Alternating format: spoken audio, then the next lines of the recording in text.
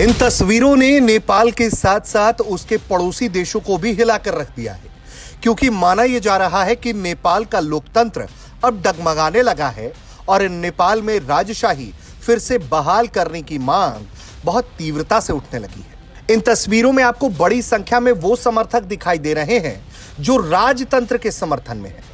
हजारों राजतंत्र समर्थकों ने काठमांडू की सड़कों पर राजा ज्ञानेंद्र शाह का जबरदस्त स्वागत किया है।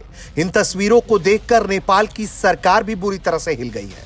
पोखरा से सिमरिक एयर हेलीकॉप्टर पर सवार होकर ज्ञानेंद्र जैसे ही त्रिभुवन अंतर्राष्ट्रीय हवाई अड्डे पर उतरे और अपने काफिले के साथ आगे बढ़े, उनके समर्थक पूरे उत्साह के साथ उनका अभिवादन करने लगे।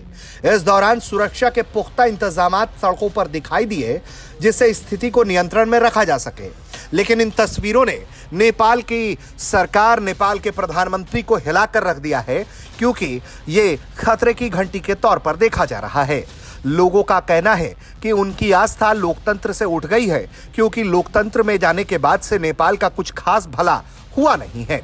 इन तस्वीरों और बनते हुए परसेप्शन को मद्देनजर नेपाल के प्रधानमंत्री केपी शर्मा ओली समेत नेपाली कांग्रेस के अध्यक्ष शेर बहादुर देउबा, सीपीएन माओवादी सेंटर के अध्यक्ष पुष्प कमल दहल प्रचंड और दूसरे नेताओं ने नेपाल में राजशाही की वापसी की संभावनाओं को खारिज करते हुए पूर्व राजा ज्ञानेंद्र शाह को गुमराह करने वाली हरकतों से बचने की चेतावनी दी है। प्रधानमंत्री ओली ने कार्यक्रम के दौरान यह भी कह दिया कि अगर पूर्व राजा को लगता है कि वो लोकप्रिय हैं, तो उन्हें संविधान का सम्मान करते हुए अपनी पार्टी बनाकर चुनाव लड़ना चाहिए। उन्होंने कहा कि आजकल कुछ लोग राजशाही की वापसी के नारे लगा रहे हैं, लेकिन यह संभव नहीं है। ओली और दूसरे वरिष्ठ नेताओं ने संकेत दिया है कि देश के कुछ हिस्सों में राजशाही समर्थकों की गतिविधियां बढ़ गई हैं। यह बयान ऐसे समय में है जब पूर्व राजा ज्ञानेंद्र ने हाल ही में कहा था कि उनके सक्रिय भूमिका निभाने का समय आ गया है। राजशाही समर्थक पार्टी राष्ट्रीय प्रजातंत्र पार्टी भी इस समय देश के कई हिस्सों में राजशाही बहाली के समर्थन में कार्यक्रम आयोजित कर रही है। एक अन्य कार्यक्रम में नेपाली कांग्रेस अध्यक्ष शेर बहादुर देउबा ने कहा कि गणतांत्रिक व्यवस्था में राजा के लिए कोई जगह नहीं है।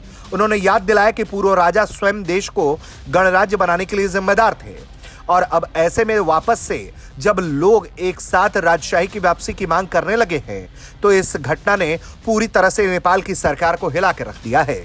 जिस तरह से समर्थकों का सैलाब सड़कों पर दिख रहा है, उससे लगता है कि आने वाले दिनों में नेपाल में कोई बड़ा तख्ता पलट हो सकता है। ब्यूरो रिपोर्ट, भारत तक।